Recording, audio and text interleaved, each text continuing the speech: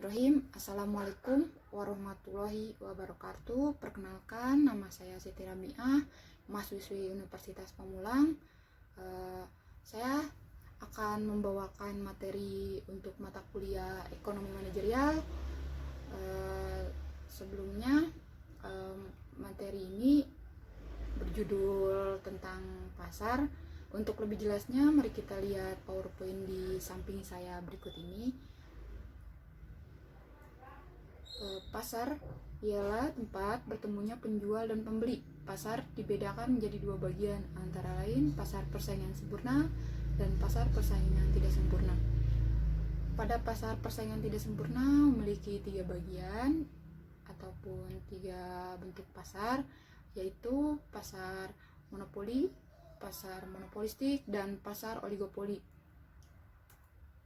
Di sini saya akan menjelaskan tentang pasar persaingan sempurna terlebih dahulu.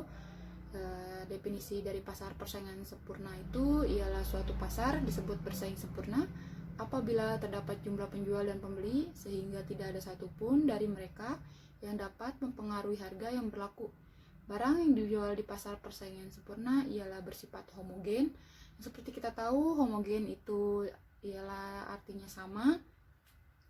Jadi intinya homogen itu barang yang diproduksi oleh produsen A dan barang yang diproduksi oleh produsen B memiliki tekstur dan bentuk yang sama sehingga sulit konsumen untuk membedakannya. Ciri-ciri pasar persaingan sempurna itu yang pertama, jumlah penjual dan pembeli itu banyak. Satu-satunya komponen yang dikuasainya hanyalah kuantitas. Yang kedua ialah barangnya homogen. Nah, barang homogen itu sama, itu memiliki bentuk dan tekstur yang sama dan memiliki substitusi sempurna, di mana dalam artian pergantian barang ke barang lain sejenis tidak menjadikan masalah bagi pembeli. Yang ketiga, mobilitas sumber daya sangat sempurna. Di sini modal dan tenaga kerjanya dapat dengan mudah berpindah dari usaha produksi satu ke produksi yang lainnya yang lebih menguntungkan bagi mereka. Yang keempat, adanya kebebasan keluar masuk industri. Yang kelima, pengetahuan pembeli dan penjual sama. Nah, maksudnya itu pengetahuan pembeli dan penjual sama itu terjadi tawar-menawar tentang harga pada pasar persaingan sempurna ini. Selanjutnya, contoh-contoh pasar persaingan sempurna seperti yang kita tahu, pasar persaingan sempurna itu terjadi antar banyaknya penjual dan pembeli dan sering terjadi tentang tawar-penawar harga. Nah, saya akan mengambil contoh tentang di sini. Contohnya itu ada di bidang produksi, bidang perdagangan, dan hasil pertanian. Nah, kayak penjual beras, terigu, kopra, minyak kelapa, buah-buahan, dan lain-lain. Pada pasar ini terdapat pula pedagang kecil yang menyelenggarakan jasa-jasa yang tidak memerlukan keahlian istimewa, yaitu seperti petukangan dan pengrajin. Pasar persaingan tidak sempurna. Nah, sini saya akan menjelaskan pasar persaingan tidak sempurna. Pasar persaingan tidak sempurna ialah pasar yang tidak terorganisasi secara sempurna, atau bentuk pasar di mana salah satu ciri dari pasar persaingan sempurna tidak terpenuhi. Pasar persaingan tidak sempurna terdiri atas yang dari awal saya sebutkan tadi, yaitu monopoli, monopolistik, dan oligopoli. Dengan kata lain, pasar persaingan tidak sempurna adalah pasar atau industri yang terdiri dari produsen-produsen yang mempunyai kekuatan pasar atau mampu mengendalikan harga output di pasar. Bentuk-bentuk pasar persaingan sempurna, saya pertama-tama akan menjelaskan pasar monopoli terlebih dahulu. Pasar monopoli adalah suatu keadaan pasar di mana hanya ada satu kekuatan dan satu penjual yang dapat menguasai seluruh penawaran. Nah, contohnya itu kayak PLN, PAM, Telkom, terus minyak bumi, ya contoh perusahaan-perusahaan negara itu yang menguasai orang banyak itu. Ciri-ciri pasar monopoli ialah di dalam pasar hanya terdapat satu penjual. Jenis barang yang diproduksi tidak ada barang penggantinya. Yang ketiga, adanya hambatan atau rintangan bagi perusahaan lain untuk masuk ke pasar monopoli ini. Yang keempat, penjual ini tidak dapat mempengaruhi harga serta output dari produk lain yang dijual dalam perekonomian. Mereka itu menentukan harganya sendiri karena mereka monopoli pasar ya. Kelebihan pasar monopoli yang pertama saya akan sebutkan yaitu munculnya kreativitas dan inovasi bagi perusahaan yang ingin tetap produknya eksis, adanya hak cipta atau hak paten. Yang ketiga, bila monopoli dimiliki oleh negara dapat lebih mudah mengontrol kepentingan orang banyak.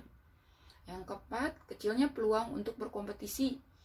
Nah, di sini kan penjualnya beberapa. Jadi bagi perusahaannya itu kecil peluangnya, makanya mereka memiliki keuntungan yang besar bagi pemegang saham dan komunitas lokalnya.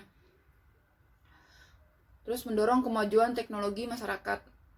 Selanjutnya, kekurangan pasar monopoli ialah pertama, produksi ketergantungan pada kebutuhan monopolis. Kedua, konsumen tidak bisa berpindah ke produsen lain walaupun merasa dirugikan karena tidak ada barang yang substitusi sempurna seperti pasar persaingan sempurna. Terus yang ketiga, timbulnya eksploitasi terhadap pemilik faktor produksi karena dibayar rendah dan eksploitasi terhadap pembeli karena penetapan harga yang jual yang tinggi. Yang keempat, menciptakan ketimpangan distribusi pendapatan. Yang kelima, perusahaan lain susah memasuki pasar sehingga leluasa menguasai penjualan di pasar monopoli ini. Selanjutnya saya akan menjelaskan pasar monopolistik. Definisi dari pasar monopolistiknya tersendiri yaitu sebuah bentuk pasar di mana banyak produsen yang saling berkompetisi dengan produk yang hampir serupa namun memiliki beberapa perbedaan dalam beberapa aspek. Nah, pada penjual di pasar monopolistik ini tidak terbatas, namun setiap produk yang dihasilkan pasti memiliki karakter tersendiri yang membedakan dengan produk lain. Contohnya sampo, pasta gigi, teh dalam kemasan, dan lain-lain ya, masih banyak lagi. Ciri-ciri pasar monopolistik itu pertama, terdapat banyak produsen ataupun penjual. Ya benar, adanya diferensiasi produk. Pasar ini menjual produk yang cenderung sama tetapi memiliki banyak perbedaan, khususnya dalam kemasan, kualitas, bentuk, dan sebagainya. Yang ketiga, produsen dapat mempengaruhi harga ketika barang tersebut itu banyak diminati oleh para konsumen.